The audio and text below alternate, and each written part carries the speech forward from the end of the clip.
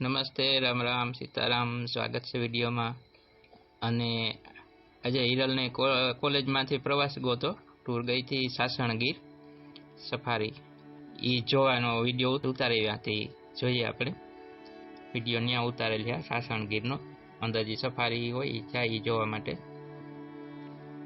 તો જ્યાં એનો મેઇન ગેટ છે અંદર જવાનો. અને આ બધા પછી અંદરનું આ બધું આ ઝાડવાનું આવેલા ત્યાં. અને આ પ્રાણીના બધા ઓલા બનાવેલા હે પ્રાણી બીજા સિમેન્ટના કે બનાવેલા હોય. આ બધા લાઈનમાં પાણી ને કાંઠે બધા ગોઠવેલા હે. ત્યાં અંદર જે પ્રાણી જોવા મળે એ બધા અહીં ગોઠવેલા હે, બનાવેલા એને. અને હવે આ બધા અંદરનો નજારો છે. આ ઘાસ વરસાદ અત્યારનો હોય, ચોમાસું વહેલો પૂરો યુંગ એટલે ઘાસ બધું સુકાઈ ગયું. આ બાવળા ને આવ્યા ખીજડા ને ઝાડવા ને આમાં બધા પ્રાણી હોય, આટા મારતા હોય. એટલે ક્યારેક જોવા મળે ક્યારેક ન મળે એવું હોય. પણ હમણાં આગળ ગમે તે પ્રાણી તો આમાં છે જ વિડીયામાં જોવા મળી છે જ આગળ. પણ આ ઘાસ સુકાઈ ગયું, અત્યારે સુકાઈ જતો હોય બધું. આ ઉનાળો આવ્યો ને આ તો ઝાડવા ઓછા દેખાતા લાગે, ખીજડા ને એવું કંઈક દેખાય પારવા ઝાડવા. અને આમાં અંદર પશુ કે ઢોર કે જાતા નહીં હોય સરવા, એટલે ઘાસ મોટું મોટું હે મનાઈ છે ઢોરની. નકર તો ઢોરવાળા રબારીયું સિંહ હોય તો એને હાંભાઈ જાય ને સારે સિંહ ને હાંભાઈ ઉપર ભીહું સારતા હોય, પણ જવા નહીં દેતા. એટલે એવડું ઘાસ ઊભું નકર તો ન હોય.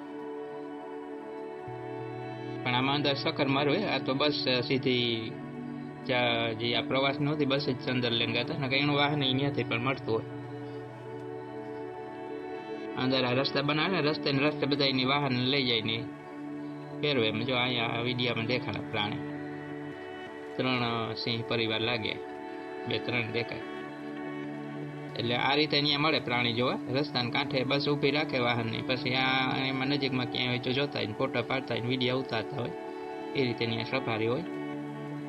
જો અહીંયા બેઠા હોય સિંહ ને સિંહણની 2-3 પ્રાણી. અને હવે અત્યારે તો ઉજળ જેવો દેખાય. ઉનાળો આવ્યો ને એટલે ઝાડવાને બધા સુકાઈ ગયા, લીલોતરી ક્યાંય નથી. નકર તો લીલુંછમ દેખાતું હોય જંગલે. ખડ નીચે એ જમીન ઉપર ખડ લીલું એટલે લીલકાતી હોય.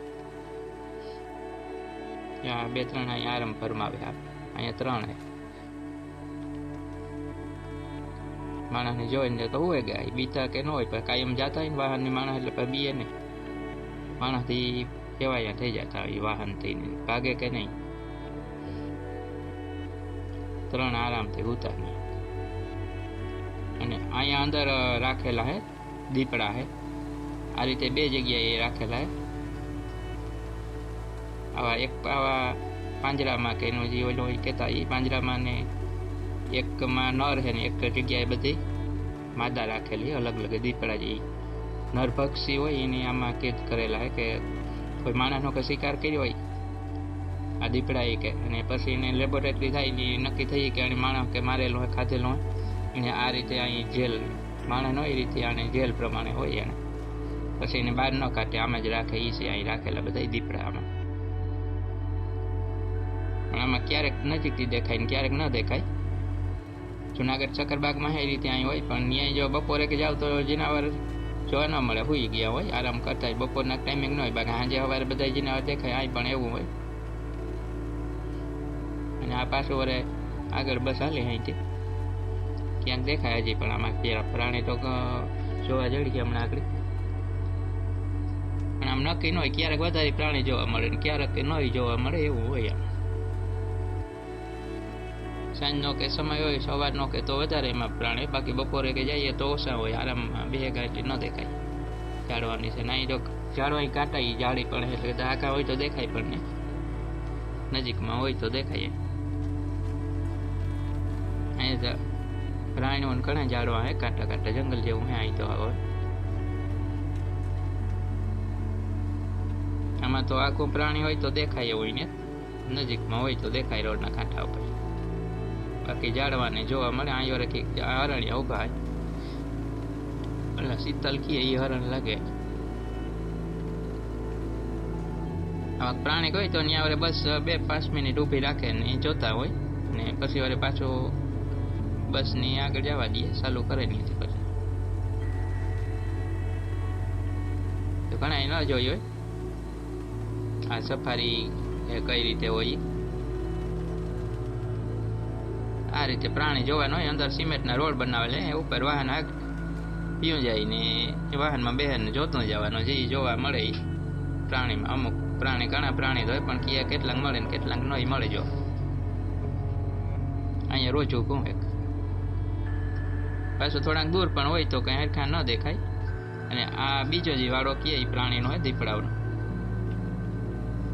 યા નર પક્ષી હોય એ આમાં કેદ કરેલા છે. એ આ બધા દીપડા છે. ઘણા છે પણ અંદર કંઈક આખા બેઠા હોય ને એ દેખાય નહીં. પછી નજીકમાં હેટલા વાળી દેખાય.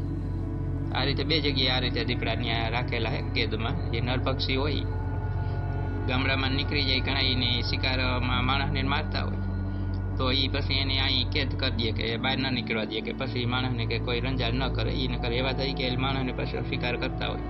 એટલે આ રીતે એને અહીં રાખેલા છે. માણસને જોવા થાય ને પછી કેદ પણ થઈ જાય. અને આ હે ને આજીવન આને કેદ હોય.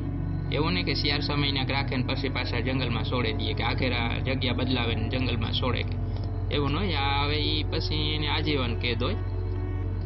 નકર ઘણી વાર આમાં દીપડાને આપણે ગામડામાં પકડે પણ એ આખરે જઈને પાછા બીજા જંગલમાં કે થોડા કિલોમીટર જઈને મૂકી દઈએ, છોડે મૂકે. પણ આ એવું ન હોય. આ તો એને સજા થઈ ગઈ, નક્કી થઈ ગયું હોય. જાણે માણસનો શિકાર કરેલો હોય એટલે પછી આજીવન કેદમાં હોય એને.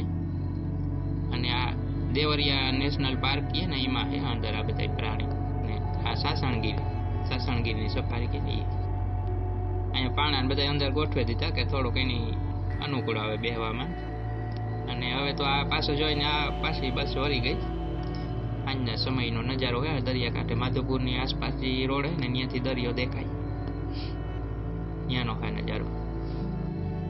તો આ પાછો આ રિટર્નનો વિડીયો ઉતારેલો એટલે ઘણા ન ગા હોય. હું એને જ ગો ત્યાં તો મારી જવાનું બાકી ને કોઈ ન ગા હોય તો જોયું ન હોય તો વિડીયોમાં જોજો, નકર પછી જોઈ પણ આવજો.